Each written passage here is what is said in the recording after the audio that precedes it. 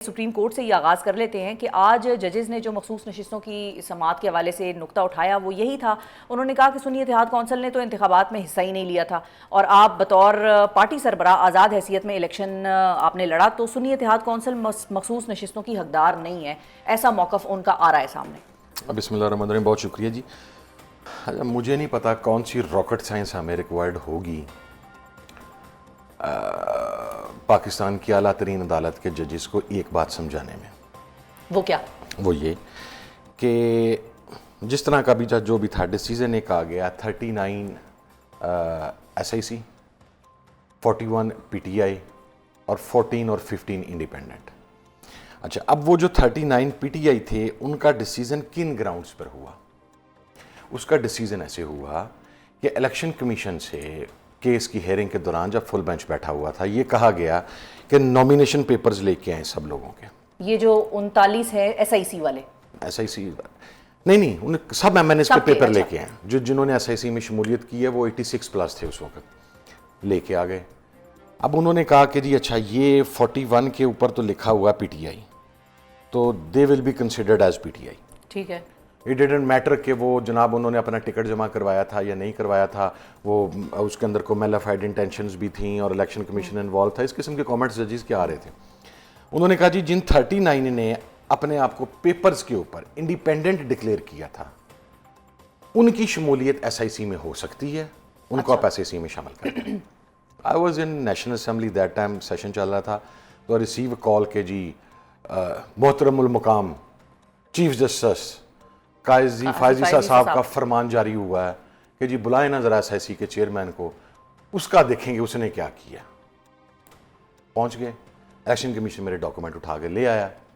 मेरे डॉक्यूमेंट के ऊपर जो मेरा नॉमिनेशन पेपर है उसके ऊपर लिखा हुआ है सुन्नी इत्तेहाद कौंसिल। अच्छा। जब ये पढ़ा तो वहां पर 4 ऑनरेबल जजेस ऐसे थे जिन्होंने कहा इलेक्शन कमीशन के वकील से कि आपका तो केस खत्म हो गया, यानी कि आप टेक्निकली ये डिक्लेयर हो गया कि आप आज़ाद हैसियत में खड़े नहीं हुए। अच्छा, अगली चीज थी कि मेरा टिकट, अब जिस 2 इसमें अब आर्गूमेंट है। पहला आर्गूमेंट ये है कि अगर आप उन 39 लोगों को इंडिपेंडेंट डिक्लेयर कर रहे हैं ऑन द ग्राउंड के उनके नॉमिनेशन पेपर पे इंडिपेंडेंट लिखा था, और 41 को PTI डिक्लेयर कर रहे हैं ऑन द ग्राउंड के उनके नॉमिनेशन पेपर के ऊपर PTI लिखा हुआ था, तो ऑन द ग्राउंड के मेरे नॉमिनेशन पेपर के ऊपर SIC लिखा हुआ था। Why I was not declared SIC? That is number 1। It was a mala fide intention decision. मेरा SIC का टिकट ही एक्सेप्ट नहीं किया गया। यही हम वहां पर रो रहे थे कि वहां पर मैं तो मफरूर था, मोस्ट वांटेड था उस वक्त। मैं तो ना अपने नॉमिनेशन पेपर्स की मर्तबा गया, मेरा कोई भाई बेचारा अंदर जा सका, कोई नहीं जा सका, जिस तरह मेरे पेपर, तो मेरे नॉमिनेशन पेपर के ऊपर SIC लिखा हुआ है। मैंने 2013 का इलेक्शन भी SIC के इंतखाबी निशान पे लड़ा हुआ है। मेरे वोट उसके अंदर मैं दूसरे नंबर पर था उस वक्त भी। It is not like it was a new election और हमें पता नहीं था। फिर मैं वो वाहिद कैंडिडेट हूँ पाकिस्तान का जिसका इंतखाबी निशान 3 मरतबा तब्दील किया गया। SIC का एक्सेप्ट नहीं किया गया। पहले मुझे शटल कॉक दिया गया, फिर एक को बालू था या को सारी रात वो रहा, सुबह 11 बजे के करीब वो दूसरा निशान मुझे दे दिया गया, फिर उसके बाद तीसरा निशान मुझे गड़ेयाल दे दिया गया। यानी मैं वो बंदा हूं जो, और जिसके एविडेंसेस हमने दिखाए, ठीक है, कि मेरा अपना पार्टी का भी, उसकी वजह ये थी, मेरा आपको आज क्लियर पार्टी का निशान कोई नहीं था। मेरी पार्टी का निशान घोड़ा इलेक्शन कमीशन के उसके ऊपर है, वो मुझे अलॉट होना चाहिए था, जो कि नहीं हुआ, जो कि मुझे नहीं दिया गया। अब ये बात हम आपको बता रहे हैं, 2 अफराद ऐसे थे जिनके बारे में मुक्तदरा का मौक़िफ़ ये था कि एक हामिद रजा है, एक राजा नासिर अब्बास है। अगर इनकी पार्टी के निशान के ऊपर को बंदा जीत गया तो PTI उस साइड पे जा सकती है, तो ये आपने जो गुड़मोसे डालनी है, खिचड़ी पकानी है, फिर नहीं पकेगी। तो पहले अब मैं वही सिंपल सा सवाल है ऑनरेबल जजेस से, आपने 41 को डिक्लेयर कर दिया, उनका टिकट तो नहीं लगा हुआ था PTI का, सिर्फ इस ग्राउंड के उनके नॉमिनेशन पेपर के ऊपर PTI लिखा हुआ। आपने 39 को डिक्लेयर कर दिया इंडिपेंडेंट और बाद में उनकी शमूलियत SIC में जायज़ करार दे दी सिर्फ इस वजह से कि उनके नॉमिनेशन पेपर के ऊपर इंडिपेंडेंट लिखा हुआ था।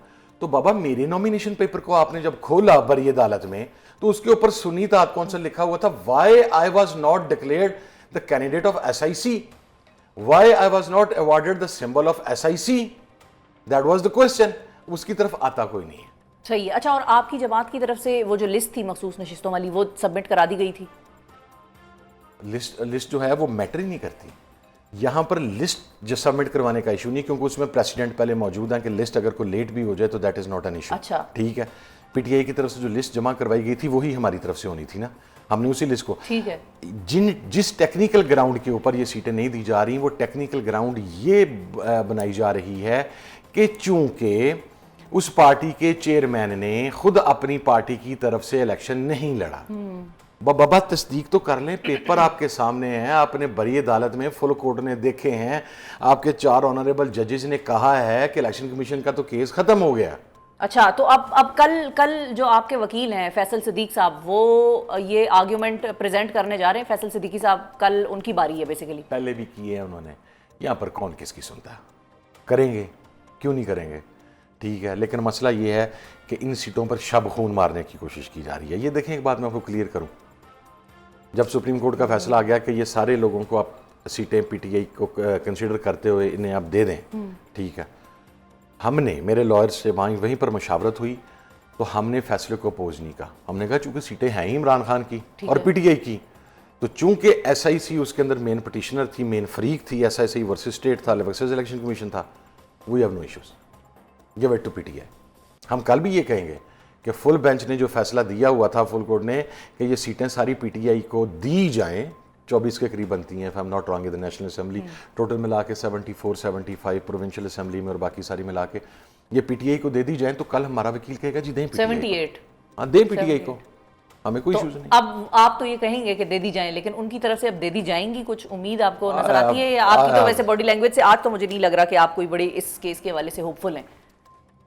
मैं पहले दिन भी इस केस के हवाले से कोई होपफुल नहीं था।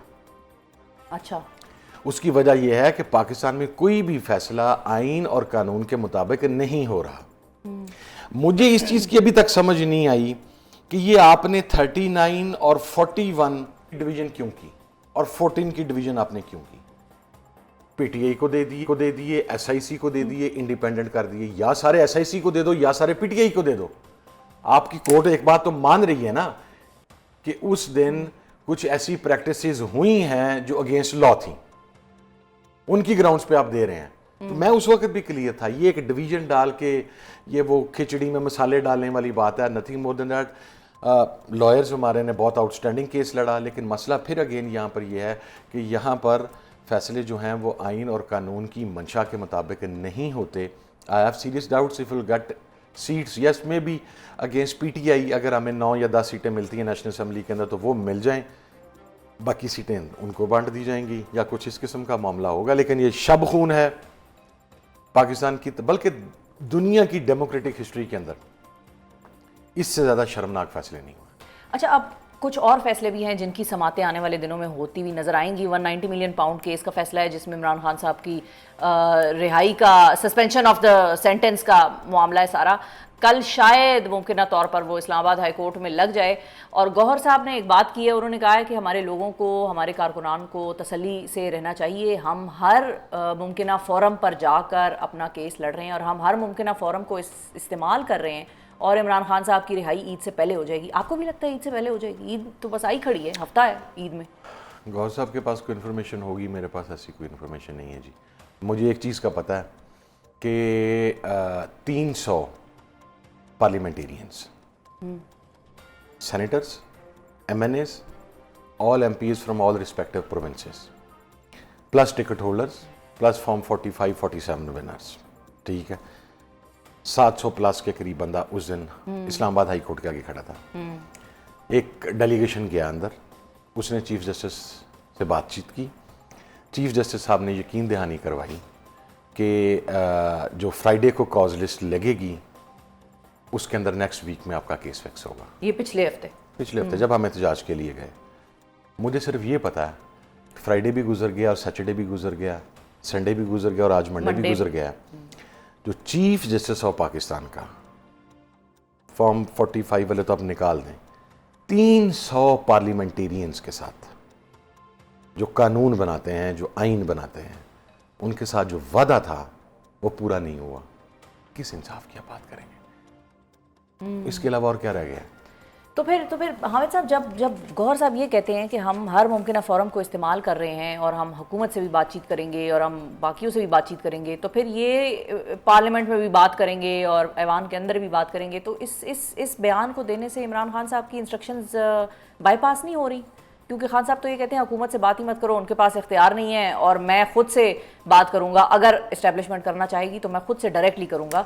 और साथ ही राना सनाउल्लाह साहब और बैरिस्टर सैफ की आपस में कुछ बातचीत चल रही है। अच्छा, अब जो बंदा किसी के साथ मिल रहा है, मैं तो नहीं कह सकता जी कि वो क्यों मिल रहा है, किसके कहने पे मिल रहा है। जो इन्फॉर्मेशन मेरे पास आई है, मैं एक तो बड़ा वो एक थोड़ा सेफ डिस्टेंस है मेंटेन रखता हूँ, और उसमें कुछ चीज़ें ऐसी होती हैं जो बाज़ औक़ात बताना भी चाहता हूँ, नहीं बता पाता, क्योंकि मेरा स्ट्रेचर इत्तेहादी का है। मेरा काम इस वक्त सबको मिलाना है, डिवाइड करना नहीं है। मैं पिछले 1.25 साल से यही कोशिश कर रहा हूँ कि सबको इकट्ठा रख लूँ।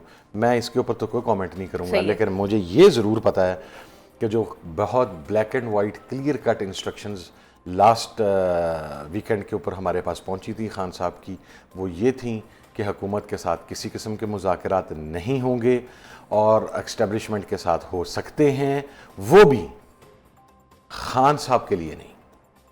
ही हैज़ मेड इट क्लियर कि इंडिया के तनाजुर में मोदी अभी दोबारा हरकत व सकनात करेगा, कौमी यकजहती की ज़रूरत है, एक यकजहती की फ़िज़ा को बहाल रखने की ज़रूरत है, तो उस ग्राउंड्स पे हो सकता है। इस्टेब्लिशमेंट से मुज़ाकरात में भी खान साहब अपने लिए he is not going to demand any relief and he has made it clear. These are the clear cut instructions जो हम लोगों तक पहुँची हैं, हमारे पास पहुँची हैं। अब कौन किससे मिल रहा है, मेरा ख्याल है वो खुद बताए।